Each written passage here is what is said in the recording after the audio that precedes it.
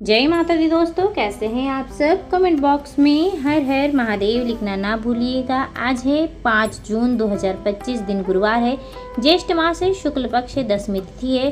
साथ में है गंगा दशहरा का शुभ मुहूर्त और दिन है बेहद ही काश बृहस्पतिवार का। जो भी व्यक्ति विधि विधान से बृहस्पति देव की पूजा अर्चना करता है उसके समस्त पाप दूर होते हैं, संतान की प्राप्ति होती है, जो भी मनोकामना है वो पूर्ण होती है। आज हम बात करेंगे बृहस्पतिवार व्रत कथा का महत्व, व्रत करने की विधि एवं बृहस्पतिवार व्रत कथा। भगवान बृहस्पति देव की पूजा अर्चना के लिए बृहस्पतिवार को व्रत करके बृहस्पतिवार की व्रत कथा को पढ़ने अथवा किसी दूसरे स्त्री पुरुष द्वारा सुनने की प्राचीन परंपरा है। बृहस्पतिवार का व्रत करने और व्रत कथा सुनने से स्त्री पुरुषों की सभी मनोकामनाएं पूर्ण होती है। इस व्रत से धन संपत्ति की प्राप्ति तो होती ही है, निसंतानों को पुत्र की प्राप्ति भी होती है। परिवार में सुख शांति बनी रहती है और सभी आनंद पूर्वक रहते हैं। आइए जानते हैं इस व्रत को करने की विधि। बृहस्पतिवार को सूर्योदय से पहले उठकर स्नान आदि से निर्वृत्त होकर भगवान बृहस्पति देव का स्मरण करते हुए व्रत को आरंभ करना चाहिए। उपासक को घर के किसी कक्ष में छोटा अथवा बड़ा पूजा स्थल बनाकर उसमें भगवान बृहस्पति देव की प्रतिमा को स्थापित करना चाहिए। घर के समीप किसी मंदिर में जाकर भी भगवान बृहस्पति देव की पूजा की जा सकती है। भगवान बृहस्पति देव पूजा में पीले रंग के पुष्प, पीले रंग की सामग्री का विशेष रूप से पसंद करते हैं, इसलिए स्नान के बाद पीले रंग का वस्त्र धारण करने का विशेष महत्व बताया गया है। पीले रंग के पुष्प, केले, पीले चंदन से भगवान बृहस्पति देव की पूजा का विधान है। बृहस्पतिवार के व्रत के उपासक को पूरे दिन में एक ही समय पीला रंग का भोजन करना चाहिए। अगर आप कोई भी भोजन बना रहे हैं तो उसमें थोड़ा सा हल्दी मिला लें, इससे इसका कलर पीला हो जाएगा और आप उस भोजन को कर सकते हैं। व्रत करने वाले स्त्री पुरुष को इस दिन बाल नहीं कटवाना चाहिए, ना ही दाढ़ी बनवाना चाहिए।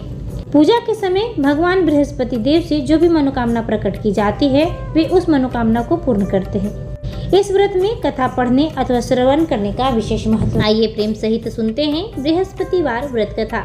प्राचीन समय की बात है, भारत में एक राजा राज्य करता था। वह बड़ा प्रतापी तथा दानी था। वह नित्य प्रति मंदिर में भगवत दर्शन करने को जाता। वह ब्राह्मण गुरु की सेवा किया करता और उसके द्वार से कोई भी याचक निराश होकर नहीं लौटता था। वह प्रत्येक गुरुवार को व्रत रखता एवं पूजन किया करता था। हर दिन गरीबों की सहायता करता था, परंतु यह सब बातें उसकी रानी को अच्छी नहीं लगती थी। वह न तो व्रत करती, न ही किसी को एक पैसा दान में दिया करती थी। वह राजा को भी ऐसा करने को मना किया करती थी। एक समय की बात है, राजा शिकार खेलने वन को चले गए। घर पर रानी और दासी थी। उस समय गुरु बृहस्पति साधु का रूप धारण करके राजा के दरवाजे पर भिक्षा मांगने आए।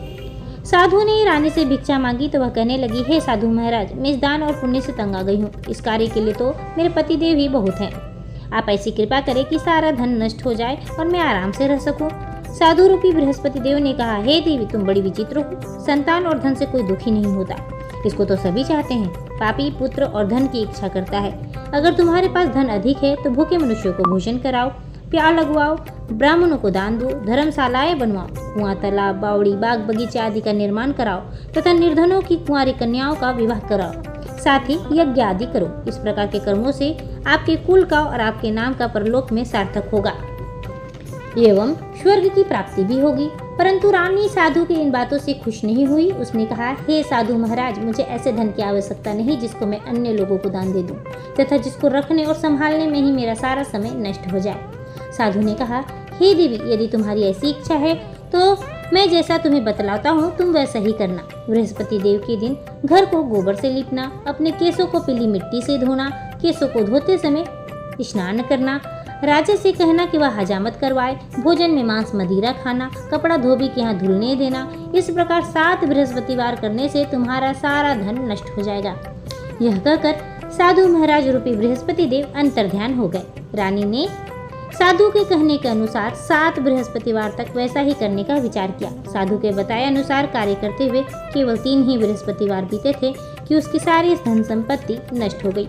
भोजन के लिए दोनों समय परिवार तरसने लगा तथा सांसारिक भोगों से दुखी रहने लगा। तब राजा ने रानी से कहा, हे रानी, तुम यहाँ पर रहो, मैं अपर देश को जा रहा हूँ।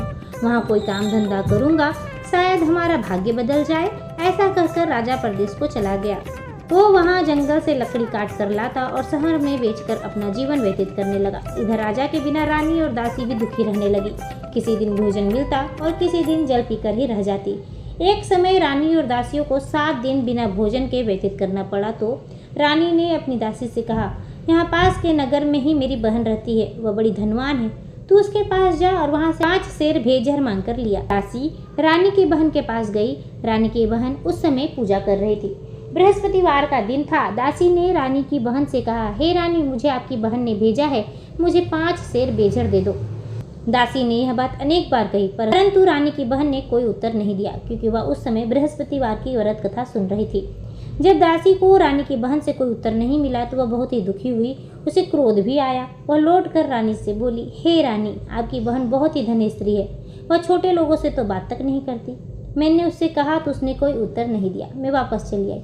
रानी बोली, हे दासी, इसमें उसका कोई दोष नहीं है। जब बुरे दिन आते हैं तब कोई सहारा नहीं देता। अच्छे बुरे का पता तो विपत्ति में ही लगता है। जो ईश्वर की इच्छा होगी वही होगा। यह सब हमारे भाग्य का दोष है। उधर रानी की बहन ने सोचा कि मेरी बहन की दासी आई थी, परंतु मैं उससे नहीं बोली, इससे वह बहुत दुखी हुई होगी। अंततः कथा सुन भगवान विष्णु का पूजन समाप्त कर वह अपने बहन के घर आई और कहने लगी, हे बहन, मैंने बृहस्पतिवार का व्रत कर रही थी, तुम्हारी दासी हमारे घर गई थी, परंतु जब तक कथा होती है तब तक हम लोग नहीं उठते हैं, ना ही बोलते हैं, इसलिए मैं नहीं बोली। कहो दासी क्यों गई थी? रानी बोली, बहन, हमारे घर अनाज नहीं था। वैसे तुमसे कोई बात तो छिपी नहीं है, इस कारण मैंने दासी को तुम्हारे पास 5 सेर भेजर लेने को भेजा था। रानी की बहन बोली, बहन, बृहस्पति भगवान सबकी मनोकामनाओं को पूर्ण करते हैं, देखो शायद तुम्हारे घर में भी अनाज रखा हो। यह सुनकर दासी घर के अंदर गई तो वहाँ उसे एक घड़ा भेजर भरा मिल गया। उसे बड़ी ही हैरानी हुई, क्योंकि उसने एक एक बर्तन देख लिया था। उसने बाहर आकर रानी को बताया। दासी अपनी रानी से कहने लगी, हे रानी, देखो, वैसे हमको तो अन्न नहीं मिलता है तो हम रोज ही व्रत करते हैं। अगर इससे व्रत की विधि और कथा भी पूछ ली जाए तो हम भी क्या करेंगे? दासी के कहने पर रानी ने अपनी बहन से बृहस्पतिवार व्रत के बारे में पूछा। उसकी बहन ने बताया, हे रानी बहन, बृहस्पतिवार को सूर्योदय से पूर्व उठकर स्नान करके बृहस्पतिवार का व्रत करना चाहिए, लेकिन उस दिन सिर नहीं धोना चाहिए। बृहस्पतिवार के व्रत में चने की दाल और मुनक्का से विष्णु भगवान के केले के वृक्ष की जड़ में पूजन करें तथा दीपक जलावे। उस दिन एक ही समय पीला भोजन करें। भोजन में पीले खाद्य पदार्थों का सेवन करें तथा कथा सुने।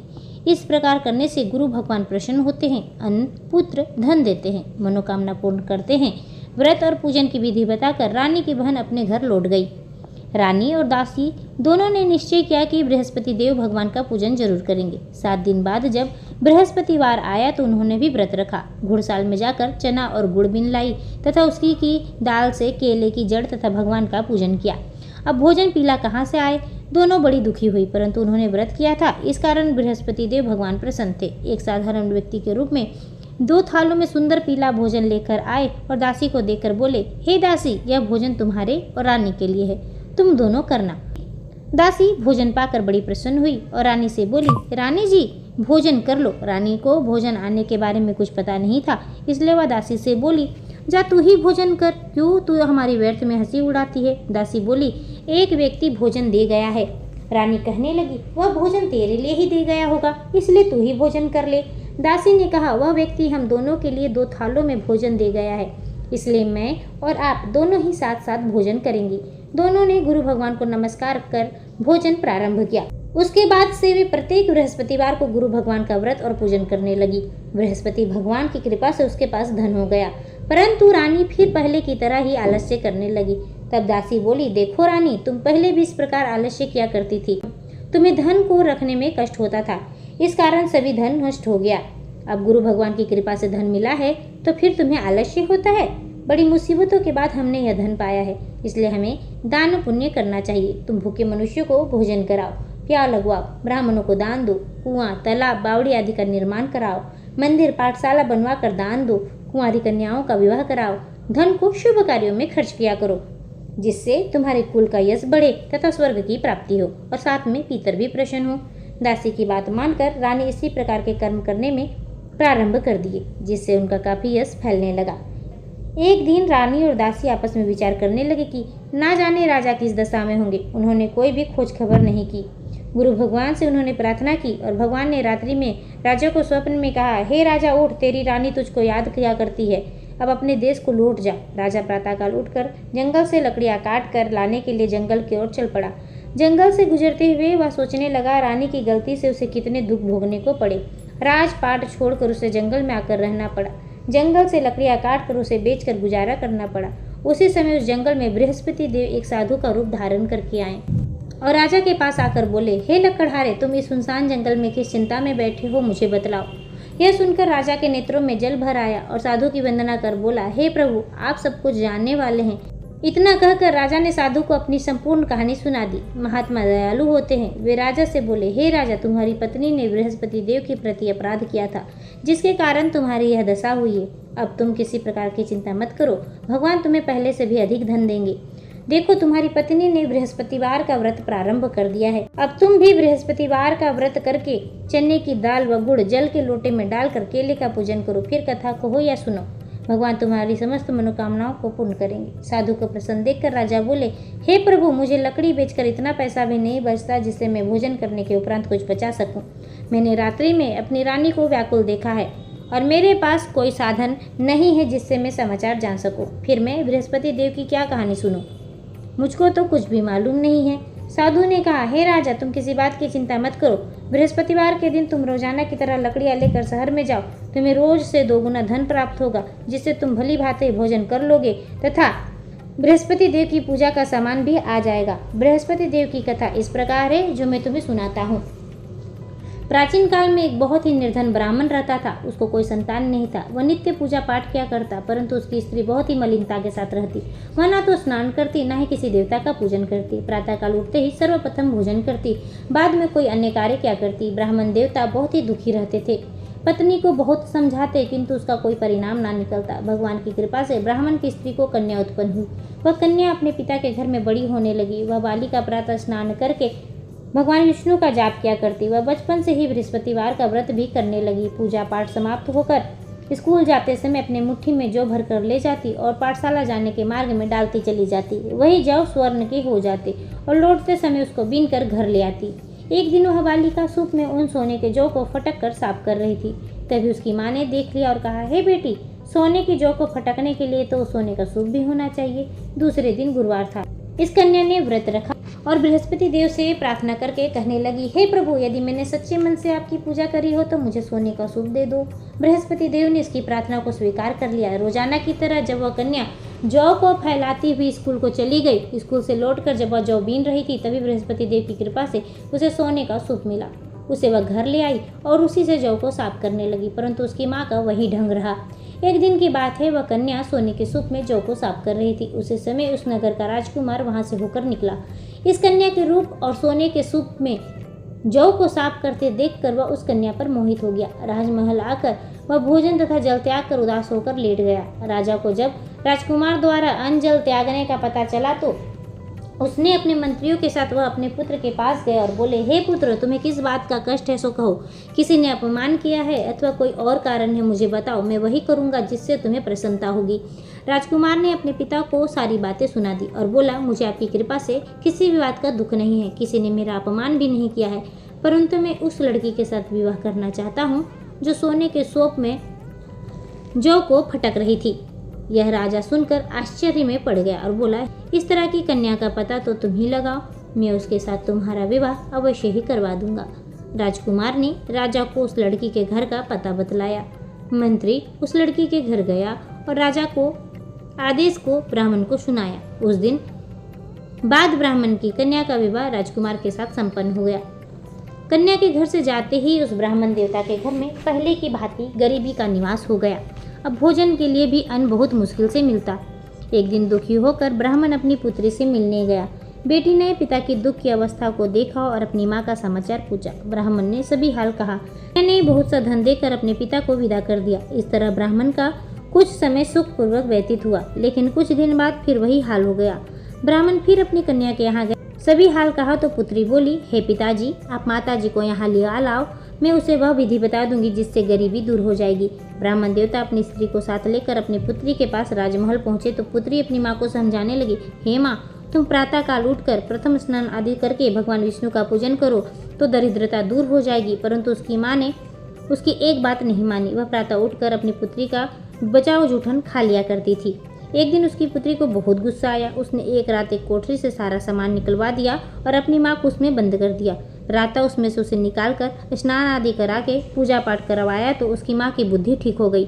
उसके बाद वह नियम से पूजा पाठ करती और प्रत्येक बृहस्पतिवार को व्रत रखने लगी। इस व्रत के प्रभाव से उसकी माँ भी बहुत धनवान हो गई और बृहस्पति देवता के प्रभाव से स्वर्ग को गई। वह ब्राह्मण भी सुखपूर्वक इस लोक को सुख भोग कर स्वर्ग को प्राप्त हुआ। इस तरह कहानी कहकर साधु देवता वहाँ से अंतर्ध्यान हो गए। धीरे धीरे समय व्यतीत होने पर फिर बृहस्पतिवार का दिन आया। राजा जंगल से लकड़ी काटकर किसी शहर बेचने गया। उसे उस दिन और अधिक धन मिला। राजा ने चना गुड़ आदि लाकर बृहस्पतिवार का व्रत किया। उस दिन से सभी कलेश उसके दूर हुए, परंतु जब अगला गुरुवार का दिन आया तो वह बृहस्पतिवार का व्रत करना भूल गया। इस कारण बृहस्पति देव उससे नाराज हो गए। उस दिन उस नगर के राजा ने भी विशाल यज्ञ का आयोजन किया था और अपने समस्त राज्य में घोषणा करवा दी थी कि कोई भी मनुष्य अपने घर में भोजन नहीं बनाएगा और आग भी नहीं जलाएगा। समस्त लोग मेरे यहाँ भोजन करने आएंगे। इस आज्ञा को जो नहीं मानेगा उसको फांसी की सजा दी जाएगी। राजा की आज्ञा अनुसार राज्य के सभी वासी राजा के यहाँ भोज में सम्मिलित हुए, लेकिन लकड़हारा कुछ देर से पहुंचा, इसलिए राजा उसको अपने साथ महल ले गए। जब राजा लकड़हारे को भोजन करा रहे थे तो रानी की दृष्टि उस खूंटी पर पड़ी जिस पर उसका हार लटका हुआ था। उसे हार खूंटी पर लटका दिखाई नहीं दिया तो उसने राजा को जेल में डलवा दिया। जब लकड़हारा जेल खाने में गया तो वह बहुत दुखी होकर विचार करने लगा कि ना जाने कौन से पूर्व जन्म के कर्म मुझे यह दुख प्राप्त हो रहे हैं, और उसी समय साधु को याद करने लगा जो उसे जंगल में मिला था। तत्काल बृहस्पति देव साधु के रूप में प्रकट हो गए और उसकी दशा को देखकर कहने लगे, अरे मूर्ख, तूने बृहस्पति देव की कथा नहीं कही, इसी कारण तुझे दुख प्राप्त हुआ है। अब चिंता मत कर, बृहस्पतिवार के दिन जेल खाने के दरवाजे पर 4 पैसे पड़े मिलेंगे। उन्हीं से तू बृहस्पति देव की पूजा करना, तेरे समस्त कष्ट दूर हो जाएंगे। अगले बृहस्पतिवार को उसे जेल के द्वार पर 4 पैसे मिले। राजा ने पूजा का सामान मंगवा कर कथा कही और प्रसाद बांटा। उसी रात्रि को बृहस्पति देव ने उस नगर के राजा को स्वप्न में कहा, हे राजा, तूने जिस आदमी को जेल खाने में बंद कर दिया है वह निर्दोष है, वह राजा है, उसे छोड़ देना। रानी का हार उसी खूंटी पर टंगा मिलेगा। अगर तूने ऐसा नहीं किया तो मैं तेरे सारे राज्य को नष्ट कर दूंगा। राजा प्रातःकाल उठा और खूंटी पर हार टंगा देखकर लकड़हारे को बुलाकर क्षमा मांगी और राजा के योग्य वस्त्र सुंदर आभूषण भेंट कर उसे विदा किया। गुरुदेव की आज्ञा अनुसार राजा अपने नगर को चल दिया। राजा जब नगर के निकट पहुंचा तो उसे बड़ा ही आश्चर्य हुआ। नगर पहले से ही अधिक बाग, तालाब, कुएं, बहुत सी धर्मशालाएं, मंदिर आदि बने हुए थे। राजा ने पूछा कि यह किसका बाग और धर्मशाला है। तब नगर के सभी लोग कहने लगे कि यह सब रानी और दासी द्वारा बनवाए गए हैं। राजा को आश्चर्य हुआ और गुस्सा भी आया। जब रानी ने यह खबर सुनी कि राजा आ रहे हैं तो उसने अपनी दासी से कहा, हे दासी, देख, राजा हमको कितनी बुरी हालत में छोड़ गए थे, वह हमारी ऐसे हालात देखकर लौट न जाए, इसलिए तू दरवाजे पर खड़ी हो जा। रानी के आज्ञा के अनुसार दासी दरवाजे पर खड़ी हो गई। जब राजा आए तो उन्हें अपने साथ महल में लिवा लाई। राजा ने क्रोध करके अपनी तलवार निकाली और रानी से पूछने लगा, बताओ यह धन तुम्हें कैसे प्राप्त हुआ है। तब रानी ने बतलाया, हमें यह सब धन बृहस्पति देव के व्रत के प्रभाव से प्राप्त हुआ है। राजा ने निश्चय किया कि 7 रोज बाद तो सभी बृहस्पति देव का पूजन करते हैं, परंतु मैं रोजाना दिन में 3 बार कथा कहा करूंगा तथा रोज व्रत किया करूंगा। अब मैं हर समय राजा के दुपट्टे में चने की दाल बंधी रहती और दिन में 3 बार कथा किया करता। एक रोज राजा ने विचार किया कि चले अपनी बहन के यहाँ हो आवे। इस तरह का निश्चय कर राजा घोड़े पर सवार हो अपनी बहन के यहाँ चल दिया। मार्ग में उसने देखा कि कुछ आदमी एक मुर्दे को लिए जा रहे हैं। उसे रोक कर कहा, अरे भाइयों, मेरा बृहस्पतिवार का कथा सुन लो। वे बोलो, लो, हमारा आदमी मर गया है, इसको अपनी कथा की पड़ी है। परंतु कुछ आदमी बोले, अच्छा कहो, हम तुम्हारी कथा भी सुनेंगे। राजा ने दाल निकाली और कथा कहनी शुरू कर दी। जब कथा आधी हुई तो मुर्दा हिलने लगा और जब कथा समाप्त हुई तो मुर्दा राम राम करते हुए खड़ा हो गया। राजा आगे बढ़ा, उसे चलते चलते शाम हो गई। आगे मार्ग में उसे किसान खेत में हल चलाता दिखा। राजा ने उससे बोला, अरे भैया, तुम मेरी बृहस्पतिवार की कथा सुन लो। किसान बोला, जब तक मैं तुम्हारी कथा सुनूंगा तब तक 4 हरैया जोत लूंगा। जा अपनी कथा किसी और को कहना। राजा आगे चलने लगा। राजा के हटते ही बैल पछाड़ खाकर नीचे गिर गए तथा किसान के पेट में बहुत जोर से दर्द होने लगा। उसी समय किसान की माँ रोटी लेकर आई। उसने जब यह देखा तो उसने पुत्र से सब हाल पूछा। बेटे ने सभी हाल बता दिया। बुढ़िया दौड़ी दौड़ी उस घोड़सवार के पास गई और बोली, मैं तेरी कथा सुनूंगी, पर तू अपनी कथा मेरी खेत पर ही चलकर कहना। राजा ने लौटकर बुढ़िया के खेत पर जाकर कथा कही, जिसे सुनते ही बैल खड़े हो गए तथा किसान के पेट का दर्द भी बंद हो गया। राजा अपनी बहन के घर पहुंच गया। बहन ने भाई की खूब मेहमान नवाजी की। दूसरे रोज प्रातःकाल राजा जागा तो वह देखने लगा कि सभी लोग भोजन कर रहे हैं। राजा ने अपनी बहन को पूछा, कि ऐसा कोई मनुष्य है जिसने भोजन नहीं किया हो, जो मेरी बृहस्पतिवार की कथा सुन ले। तो बहन बोली, हे भैया, यह देश ऐसा ही है, पहले लोग यहाँ भोजन करते हैं, बाद में कोई अन्य कार्य करते हैं। अगर पड़ोस में हो तो कोई देख आती हूँ। ऐसा कहकर बहन देखने को चली गई, परंतु उसे कोई भी ऐसा व्यक्ति नहीं मिला था जिसने भोजन ना किया हो। वह एक कुम्हार के घर गई जिसका लड़का बीमार था। उसे मालूम हुआ कि उसके यहाँ 3 दिन से किसी ने भोजन नहीं किया है। रानी ने अपने भाई की कथा सुनने के लिए कुम्हार से कहा। वह तैयार हो गया। राजा ने जाकर बृहस्पतिवार की कथा कही, जिसको सुनकर उसका लड़का ठीक हो गया। अब तो राजा की प्रशंसा होने लगी। एक दिन राजा अपनी बहन से कहने लगा, हे बहन, मैं अपने घर को जाऊंगा, तुम भी तैयार हो जाओ। राजा की बहन ने अपनी सास से अपने भाई के साथ जाने की आज्ञा मांगी। सास बोली, चली जाना, परंतु अपने बच्चों को लेकर मत जाना, क्योंकि तेरे भाई को कोई भी संतान नहीं है। बहन अपने भाई से कहा, हे भैया, जब मैं तो चलूंगी, परंतु कोई बालक नहीं जाएगा। राजा ने कहा, जब कोई बालक ही नहीं चलेगा तो तुम जाकर क्या करोगी। दुखी मन से राजा अपने नगर को लौट आया। राजा ने अपनी रानी से कहा, हम निसंतान हैं, इसलिए हमारे घर कोई आना पसंद नहीं करता। इतना कहकर वह बिना भोजन आदि किए सैया पर लेट गया। रानी बोली, हे प्रभु, बृहस्पति देव ने हमें सब कुछ दिया है, वह हमें संतान भी अवश्य ही देंगे। उसी रात बृहस्पति देव ने राजा को स्वप्न में कहा, हे राजा, उठ, सभी सोच चिंताएं त्याग दे, तेरी रानी गर्भवती है। राजा को यह बात जानकर बड़ी प्रसन्नता हुई। 9वें महीने में रानी के गर्भ से एक सुंदर पुत्र पैदा हुआ। जब राजा की बहन ने यह शुभ समाचार सुना तो वो बहुत खुश हुई तथा बधाई लेकर अपने भाई के यहाँ आई। तभी रानी ने कहा, घोड़ा चढ़कर नहीं, गधा चढ़ी आई।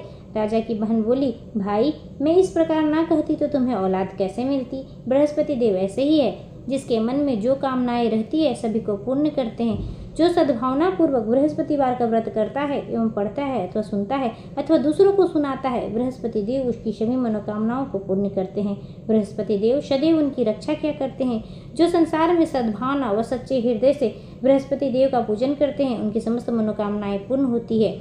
जैसे रानी और राजा ने बृहस्पति देव की कथा का गुणगान किया, उनकी समस्त इच्छाएं पूर्ण हुई, उसी प्रकार मनुष्य को हृदय से उनका मनन करते हुए जय जयकार करना चाहिए। प्रेम सहित बोलिए, बृहस्पति देवता की जय।